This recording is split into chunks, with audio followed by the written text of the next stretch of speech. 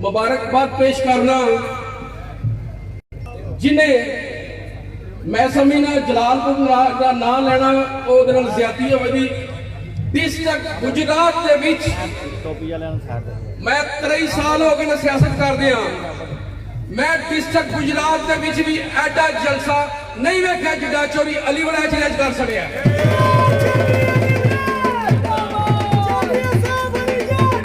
मैं समझना इत्थे ना लेना चौधरी आबद रजा नाल ज्यादती होवेगी। चौधरी आबद रजा डिवीजन सदर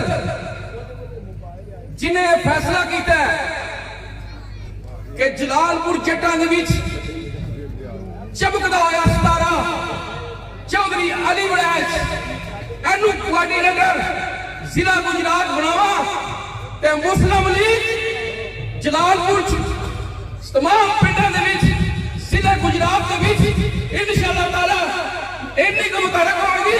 तुसी इस जलसे नूं वेख के दस सकते हो कि यह जलसा अल्लाह के फजल नाल मरकजी लेवल का जलसा है। इत्थे कोई मरकजी लेवल लीडर होना चाहिए सी जिहड़ा आके तके कि एडा जलसा चौधरी अली वड़ैच ने करा के गरीब रकम कर छड़ी है।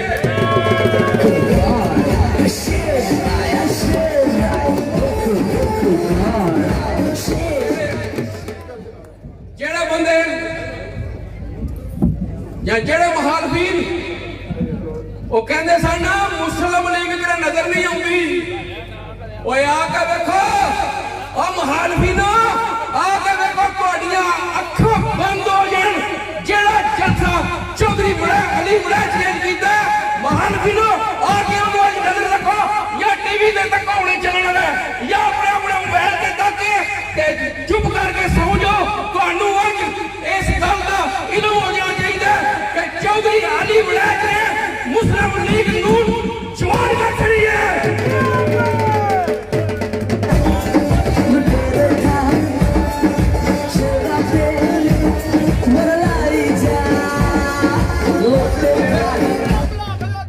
मैं समझना मनो भाई अलिया डिस्ट्रिक्ट सदर आख्या गया कि मुफ्त तरीक करके तैयार आ जाए क्योंकि कायदीन भी ज्यादा होती अगर मैं टाइम लिया तो। मैं समझना मियां नवाज शरीफ ने जो पाकिस्तान के विच काम किए ने अल्लाह के फजल नाल उस 30-40 सालों के विच किसी ने नहीं किए। अज मैं एक शेर नाल इजाजत चाहांगा और छड्ड दिओ शरीफ को मुंह मारना, छड्ड दिओ शरीफ को मुंह मारना और गिदड़ा का काम नहीं है शेर मारना।